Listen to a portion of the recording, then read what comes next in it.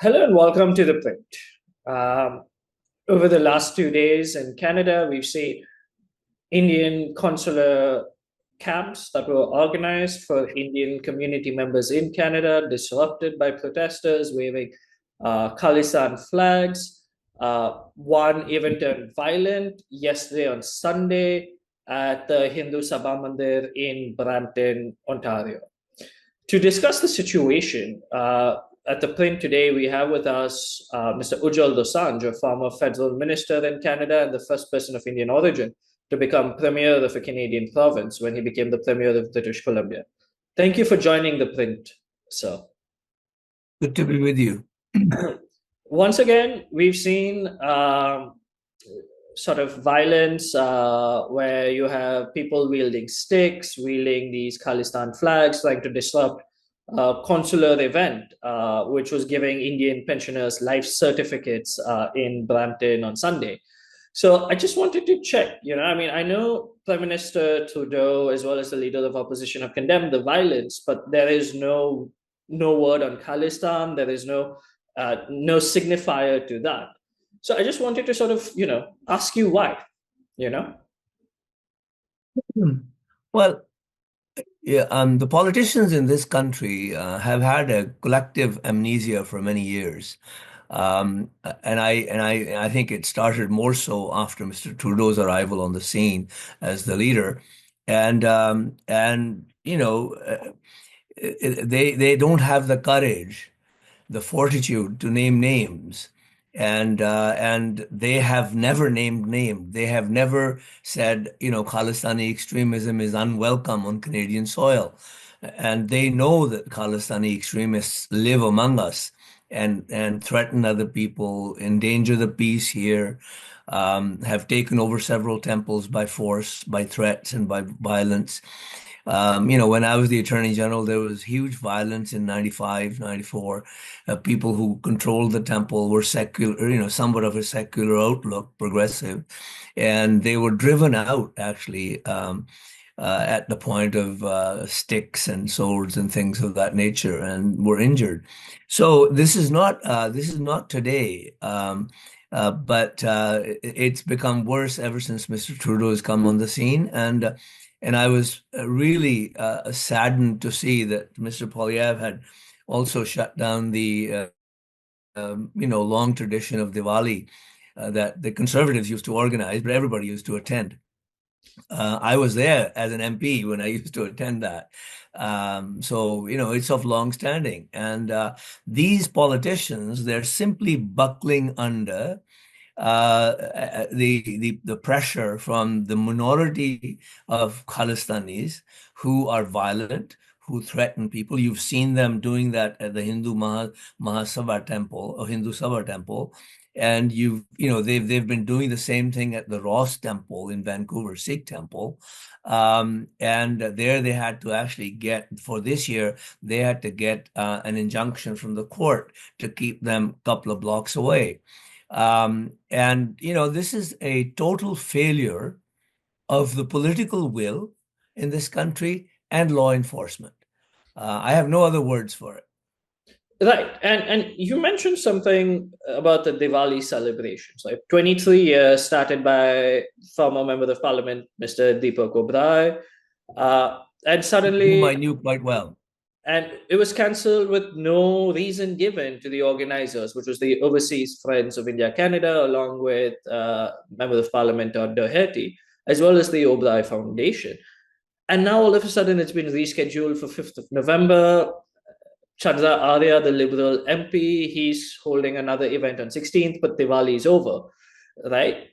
What do you see? Why was something like this cancelled? How do you? I What is the signaling? I have no first-hand knowledge. Somebody passed a rumor on to me yesterday that this was done at the behest of the Khalistani elements in the Conservative Party and in the Liberal Party, because they did not want the Diwali celebration, and they couldn't be at the Diwali celebration because they are mourning the events of November, the pogrom of the Sikhs in Delhi and other places. Now, I don't know why the two things can't be done at the same time. They've been done at the same time before, and one is obviously a thing of sadness, the other is a thing of joy. In life we have to cope with these things, and these are important things. That's the rumor I've heard. I don't know whether that's true. Right. And we saw sort of this is not the first time that you've had protests outside of a temple, or sort of temple structures vandalized. I think there was one at the Baps Swami Narayan Mandir in July in Edmonton. Mr. Arya, a Hindu MP, has spoken out on this. He's been threatened by Mr. Pannoon, saying, please go back. You're the traitor to Canada. Hindus should go back. What is the kind of sort of culture being developed within the mainstream of politics here? Well, I can't compare the situation of the Holocaust and the Jews with what's happening to the Hindus at the hands of the Khalistanis in this country. But if somebody said Jews should get out of Canada, that would be prosecuted as hate speech. Mhm. And yet, no police officer, no law enforcement agency has done anything with respect to hate speech in Canada. And hate speech has been ongoing for the last several years, since 1984, in various temples. We know of Nidja. His video is going around where he's talking about how they took out Indira Gandhi and how they took out others and how they're going to take out those that oppose them in terms of Khalistan. And he was never investigated. He was never prosecuted. He roamed freely in this country. So I must say it is an absolute failure of the attorneys general of the provinces where these people are, an absolute failure of the policing agencies, law enforcement agencies in the provinces where these events happen. I have no other words for it. Right. And there's something that I wanted to talk about here, and it's comments you've made earlier at different media posts. It's this idea of cultural mainstream. You see modern day Canadian politicians, both from the Liberal Party, the Conservatives, the NDP, sort of trying to pander to various groups. And you've once argued that that's not mainstream, right? Because there are certain cultures values that need to be spoken about. Can you give us a sense of what is happening in this sort of pandering to different groups that's happening there? Well, what's happening is that, it's natural for people when they first come to kind of live with those people whose language they understand and whose, values or culture they understand.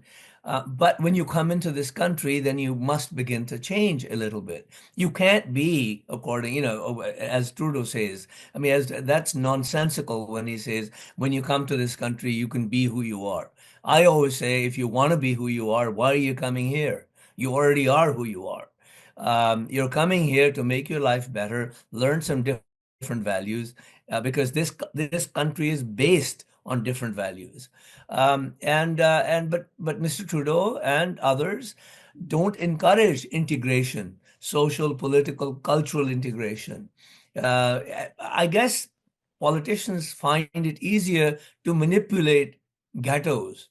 If people were mainstreamed, they were integrated, they'd be politically more conscious, they'd be smarter, and they'd be very difficult to handle. I suppose it's easier for politicians to go speak at a temple, go speak at a mandir, and or whatever else, and try and gather support that way. It's unfortunate, but that has been happening in Canada. When I came to Canada in 1968, we were a small community.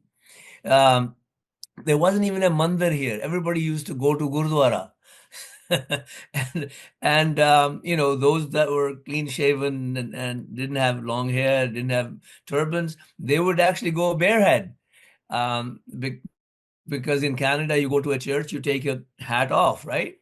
But now we're going backwards. Now, in fact, we are fighting. We have sort of people dressed in the 16th century Nihang outfits, roaming the streets here, going in demonstrations. We're actually moving backwards. We're actually moving backwards.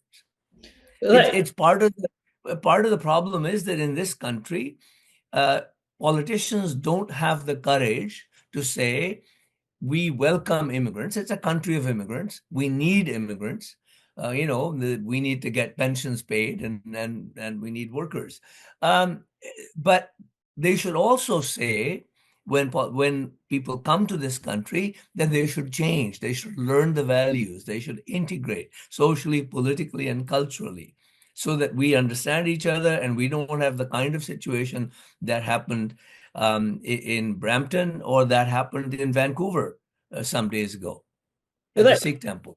And I think there's one more sort of trend I wanted to sort of hear your view on, and I think the protests you've been seeing outside the temples over the last few days have been where these sort of consular camps by the Indian missions in Canada were being hosted, right? So it's also, the focus here is India, and there's this diplomatic chill because of the allegations on the Niger killing, right? So just, and India has been claiming that Canada is unsafe for its officials, it's unsafe for Indian nationals, and then you have this kind of violence, right? So the two trends over here, I just want to check, is the government to government chill, right? How much is that emboldening, sort of taking out their grievances through violence against Indian diplomatic officials? And also, because of that, how much of that is affecting Indian nationals or members of the Indian community who are Canadian citizens today, but may not be Sikhs? Well, it's affecting the Sikhs too, because Mhm. vast majority of the Sikhs, they want to go back to India in the winter. In particular, it's nice weather, and they might not be able to get visas because there's a shortage of staff. People have left, and it creates problems for everyone. And I think that yes, because you have this battle going on between the two countries, which is unfortunate, because I think that both countries, I must say, if you can regard what US has given you as evidence, and deal with it effectively, you should be able to deal with the Canadian situation effectively as well. I think we just got off on the wrong foot, and I think India needs to figure it out as well. So does Canada. I don't think that it's only Mr. Trudeau's problem. I think that there's a bit of this, Canada is a small country, we can kick it around. Well, Canada is not an unserious country. It's a serious, and therefore I think we should, just as amongst people we respect each other, and it's amongst countries we need to respect each other. I think that, but the question of permission for violence, I think when Khalistanis see that Mr. Trudeau is quite rabid in the way he expresses himself vis-a-vis India, then they feel a certain sense of freedom, perhaps, that they can be more aggressive towards the consular officials, and not allow them to do work that they're doing for the benefit of ordinary Indo-Canadians.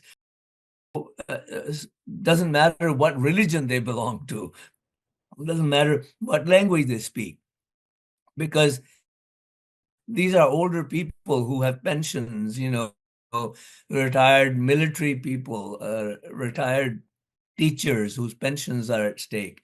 They need these life certificates. But politicians don't have the courage to call a spade a spade.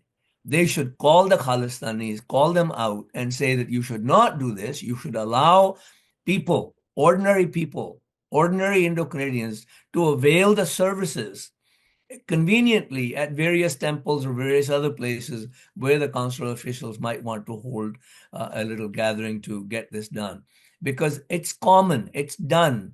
Other consulates do the same thing in the country. It is a matter of shame for me that my government doesn't come to the aid of ordinary people and are afraid of few Khalistanis carrying big sticks and flags. You know, when you become afraid of your own ghettoized minorities of extremists, then you know your stature as a society, as a country, begins to then wither away gradually. And I'm sorry that that's where we're at. The politicians, you know, they're suffering from amnesia. Right. And so that brings me to my sort of final question here, sir. And because this is an election year, it's shaping up to be an election year in Canada. Elections are expected sometime, I think, in September or October in 2025. You know, you have one of the largest communities are the Indo-Canadians, of which a large part are Sikhs, Hindus, people of different cultures, religions from different parts of India. Trudeau and Yeah. Poilievre require the votes. It may not be a tight election, it may be a tight election, but these communities significantly are important for votes. How do you see, you know, in the next year, the situation unfolding? Because, you know, then should we be prepared for more violence closer to election date? You know, how do you see this situation playing out? Well, you know, my sense is that I think politicians would be foolish to rest their fortunes on a few Khalistanis here and there, 500 or 1,000 in each constituency, or maybe more, but not the vast majority. Because what they're doing by being silent and not being aggressive in dealing with these issues by way of law enforcement, by way of political leadership, what they're doing is they're actually now activating, perhaps inadvertently, vast majority of the Sikhs and the Hindus. And if you add them two together, they far outnumber the few Khalistanis that you have in this country. And I see sometimes I see on the net where they have photographs of the Khalistani MPs, and they're saying, make sure these guys lose in the next election. And those are making rounds. So I would say to the politicians, beware, wake up, and understand that you're not only harming the country, but you're also harming your own political future. Right. That was my final question. Thank you for joining the print, Mr. Dosanjh, and thank you again for your time. Thank you. Good being with you.